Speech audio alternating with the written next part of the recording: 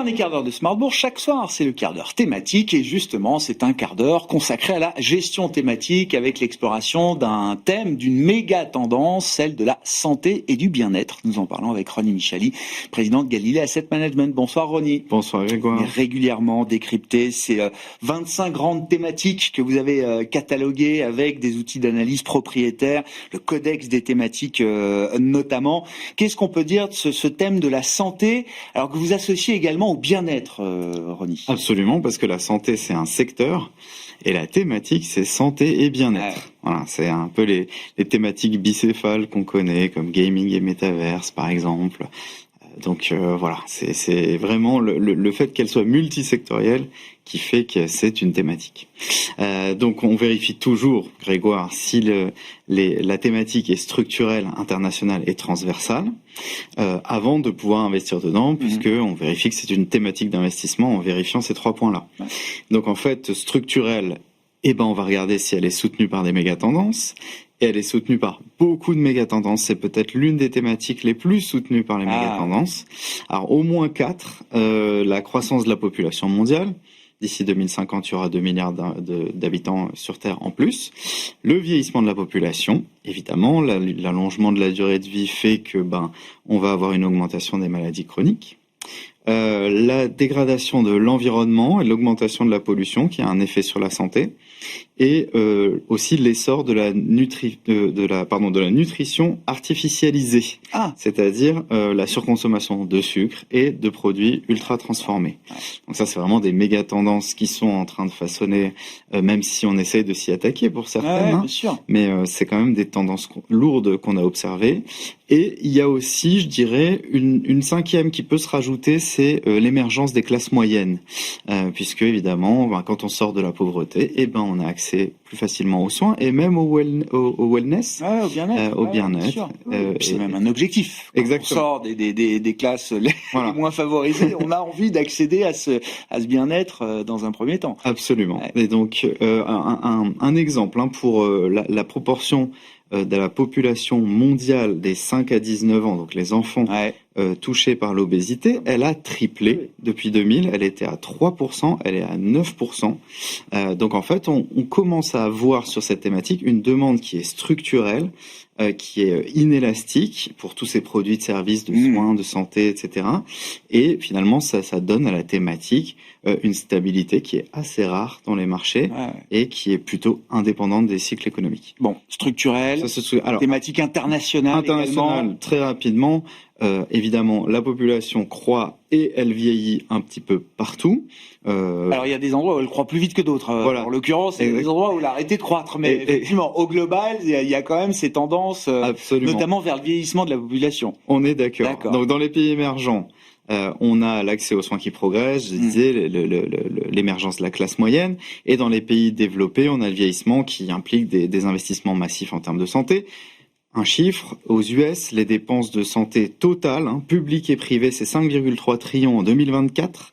C'est projeté à 8,5 trillions en 2034. D'accord. Donc ça augmente, alors avec une population qui augmente pas tant que ça finalement.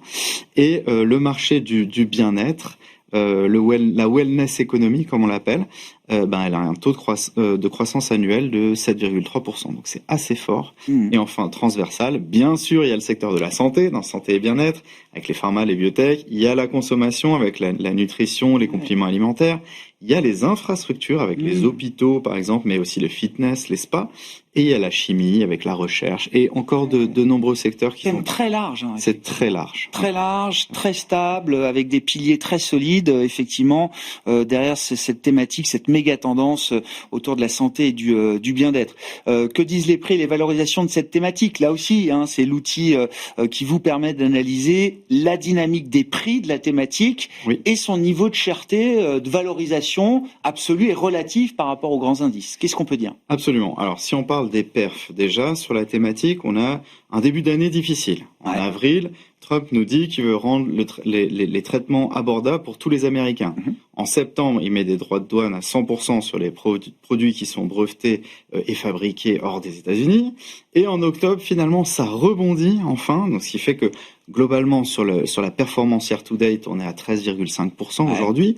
Et il donne une exemption partielle, par exemple, à Pfizer, qui a accepté de baisser le prix de ses médicaments en échange.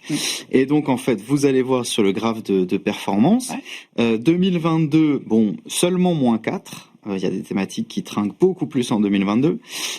Par contre, 2023 plus 7, 2024 plus 3. Donc récemment, c'est vrai qu'on est passé en dessous du MSCI World. On surperformait le MSCI World. C'est une thématique qui a sous-performé cette année. Exactement. Donc en bleu sur le graphique, on surperformait le MSCI World. Et puis ça a sous-performé, mais ça rebondit actuellement puisque en fin d'année, finalement, tout ce qui est bulle IA, vous en parliez un peu tout à l'heure, génère un peu plus de défiance. Voilà, c'est ça. C'est-à-dire, ça baisse évidemment les placements qui sont sur la tech, autour de la tech. Et ça fait augmenter les placements sur la santé, puisque c'est une thématique qui a une volatilité de 16%, quand même un tout petit peu plus volatile que le marché, mais beaucoup moins volatile que la robotique et l'IA, beaucoup moins volatile que le cloud, etc. Donc voilà, et c'est une thématique plutôt à dominante value, or c'est plutôt la croissance qui marche bien cette année, mais on a un rebond effectivement de cette thématique. Et puis, c'est pas si cher que ça. On a la valo est pas si élevée que ça aujourd'hui. Voilà, sur le deuxième graphique, toujours en bleu, on voit qu'on est réellement sur une décote par rapport au marché. 18 fois versus le MSCI qui se paye plutôt 24 fois. Et si on regarde sur long terme, finalement, on a une performance de 8,5% par an, ce qui est très correct dans ce niveau de volatilité. Et un potentiel d'innovation qui est fort. On a une croissance des BPA estimée pour les 3 prochaines années à 20% quand même. Donc c'est assez énorme. Et c'est une thématique, pour ceux qui font des portefeuilles, c'est une thématique qui a un très fort attrait pour les portefeuilles de type équilibré. Vous savez, il y a prudent, équilibré, dynamique. Pour les équilibrés, c'est vraiment une bonne thématique à avoir en fond de portefeuille. Qu'est-ce qu'on peut dire justement pour une analyse équilibrée de la thématique, de ses points forts et de ses points faibles également? Alors, les points forts, on en a cité beaucoup, mais il y en a un qu'on n'a pas encore vraiment abordé, c'est l'intégration croissante de l'IA, qui fait qu'on a une accélération de la recherche grâce à cette incorporation de l'IA, et on a aussi une optimisation de l'efficacité des traitements. Donc ça, c'est vraiment un gros point fort, sinon, bien sûr, porté par énormément de méga-tendances, comme je l'ai dit, et puis au niveau des points faibles, quand on se remet en question, il y en a quand même pas mal, donc il faut faire attention. Les pressions réglementaires, on a eu avec Trump, qui voulait par exemple baisser le prix du Wegovy, le médicament anti-obésité. On a, en dehors des pressions réglementaires, les droits de douane aussi. Donc c'est deux choses différentes, mais ça peut impacter évidemment les cours de ces sociétés. On a des taux d'intérêt qui sont plus élevés que ce qu'on devait avoir, et surtout la probabilité de baisse des taux, elle est en chute libre en ce moment au niveau de la Fed. Il y aura quelques baisses de taux, mais pas autant que certains pouvaient l'imaginer il y a quelques mois encore. Or, c'est une thématique dont les boîtes nécessitent beaucoup de R&D, et donc évidemment cette R&D, elle se fait à des coûts plus chers. Donc voilà. Et puis, quand même, en termes de points faibles, c'est très subjectif, mais quand même, c'est une thématique qui est value, qui est défensive, c'est des valeurs ennuyantes. Et évidemment, les gens qui voient évidemment les performances qu'il y a sur la tech récemment, il y en a qui ont pu jeter l'éponge, et ça a pu être une thématique un peu délaissée du fait que les perfs étaient dominés par les thématiques autour de la tech.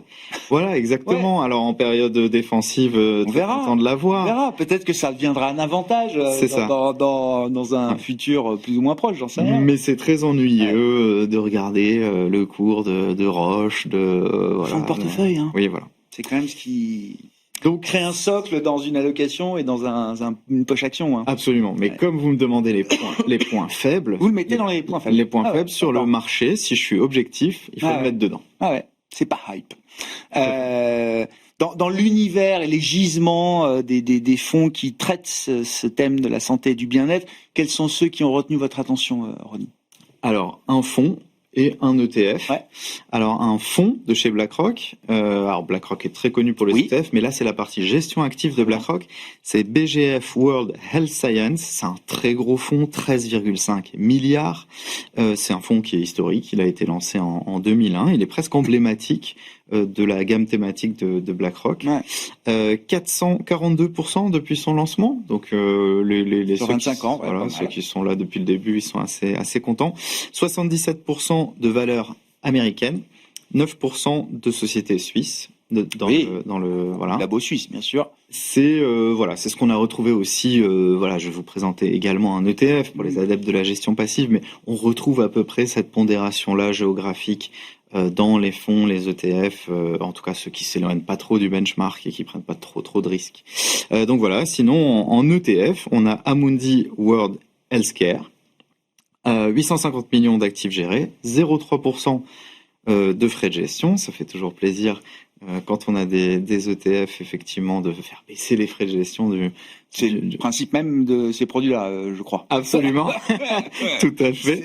La palissade, comme on dit, et on investit sur les valeurs les plus emblématiques de la thématique via cet ETF. Donc on va retrouver par exemple Eli Lilly à 10% quand même. Hein. Ensuite Johnson & Johnson à 6%. Donc faut pas avoir peur de grosses pondérations, concentration. Voilà. Et 72% d'US et 9% de Suisse. Donc ce qui correspond au fonds de BlackRock, effectivement, en termes de répartition. Absolument. Bon, Lilly qui a franchi la barre du trillion de dollars de capitalisation boursière, une première pour un labo pharmaceutique aux États-Unis en l'occurrence. Merci beaucoup Ronnie, merci d'être venu nous éclairer sur cette thématique, que dis-je, cette méga tendance autour de la santé et du bien-être, hein, peut-être une des tendances les plus assises dans l'univers des marchés et de la gestion thématique. Ronnie Micheli qui vient nous voir régulièrement chaque mois pour décrypter ces grandes thématiques d'investissement, le président de Galilée Asset Management.